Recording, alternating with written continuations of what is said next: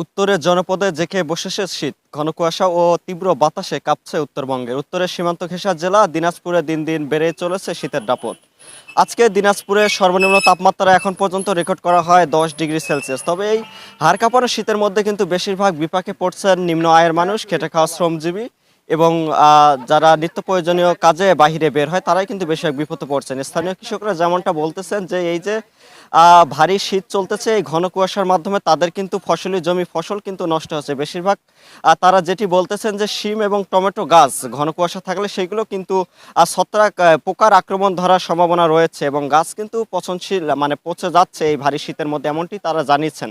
এবং এলাকার স্থানীয় রিক্সা চালক অটো চালকরা যেমনটি বলতেছেন এই ভারী শীতের মধ্যে তারা সকালবেলা যখন অটো নিয়ে বাইরে হচ্ছে তখন তাদের হাত পা ঠান্ডায় কাঁপতেছে এবং ব্রেকও কিন্তু ঠিকমতো ধরা যাচ্ছে না, দুর্ঘটনা ভয় রয়েছে। তবে জীবিকা নির্বাহের তাগিদে তাদেরকে রিক্সা নিয়েই কিন্তু মাঠে বের হতে হচ্ছে। অপরদিকে অটো চালকরা যেমনটি বলতেছেন যে অটোর লাইট জ্বালিয়েও এই ঘন কুয়াশার মধ্যে রাস্তায় ঠিক ভালো পরিষ্কার ভালোভাবে দেখা যাচ্ছে না, ফলে এখানেও কিন্তু একটি দুর্ঘটনা প্রবল সম্ভাবনা দেখা দিচ্ছে। পাশাপাশি এই ভারী কুয়াশা এবং তীব্র শীতের মধ্যে বাচ্চাদেরকে স্কুলে পাঠানোর ক্ষেত্রেও কিন্তু অভিভাবকদের ভাবতে হচ্ছে। বেশিরভাগ ক্ষেত্রে দেখা গেছে, এলাকা ঘুরে বেশিরভাগ ক্ষেত্রে দেখা যাচ্ছে বয়স্ক এবং বিভিন্ন শ্রেণী পেশার মানুষরা খড়কুটা জ্বালিয়ে কিন্তু এখানে আগুনের তাপ শোষণ করছেন, এমনটি কিন্তু দেখা গেছে। তবে যেমনটি আমি এখানে দেখতে পেয়েছি, এখানে কিন্তু বেশিরভাগ কর্মজীবী মানুষরাই কিন্তু বিপাকে পড়ছেন এই তীব্র শীতের মধ্যে। সকালে অনেকেই বলতেছেন যে সকালে 12টা 1টা বেজে যায়, কখনো কখনো সকাল 2টা বেজে যায়, তবুও রোদের দেখা মেলে না। যদিও বা রোদের দেখা মেলে তবে কিন্তু রোদের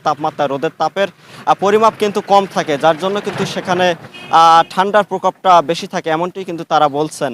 তো এই ছিল আমার কাছে দিনাজপুর থেকে শীতের তীব্রতা নিয়ে সর্বশেষ।